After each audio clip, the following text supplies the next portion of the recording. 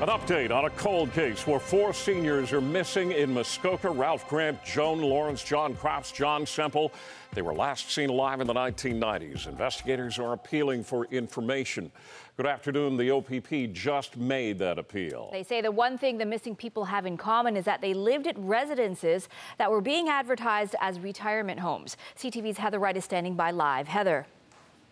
Well, Zarada and Ken, this is a missing persons investigation, but police clarifying today that it is a homicide investigation as well. They believe that these 4 people met with foul play sometime in the late 90s, and they presume them to all be deceased. They're here today in this ballroom of a hotel up in Vaughan, and they're appealing for information. They believe that there is someone out there who might have information as to what happened to these 4 individuals. As you mentioned, the thing that they have in common is the fact that they all lived at retirement homes in the Huntsville area. But police today were describing sort of the status of these homes. They say that they weren't exactly up to par, that they were rooming houses, that they had some concerns with the level of care being received by the people living there. Here's what the detective inspector had to say just a short while ago.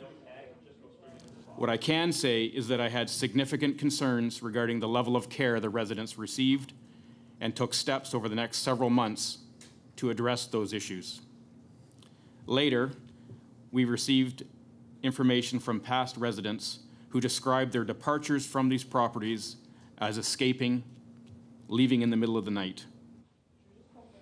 These properties had been operated by members of the Land family. Now, these people have never been charged in the disappearance of these 4 individuals, but police said today that they also have never cooperated with police. So today there was also an appeal to the siblings of the Land family, asking them to get in touch with police, to sit down with them, to answer some of the questions that they have over these 2 decades that they've been spending investigating these disappearances. They want to speak to members of the Land family. They also want to speak to members of the public. They say that time can be sort of the best friend of police in investigations like this. Often people go tight-lipped when disappearances, when murders are first committed, but time can help open things up. They want anyone with any information in the Huntsville area or here in Toronto, as a lot of these people that were missing, they lived in shelters in downtown Toronto and then moved up to the Huntsville area. So they're asking anyone who knew these individuals, who might have any information, however small it might seem,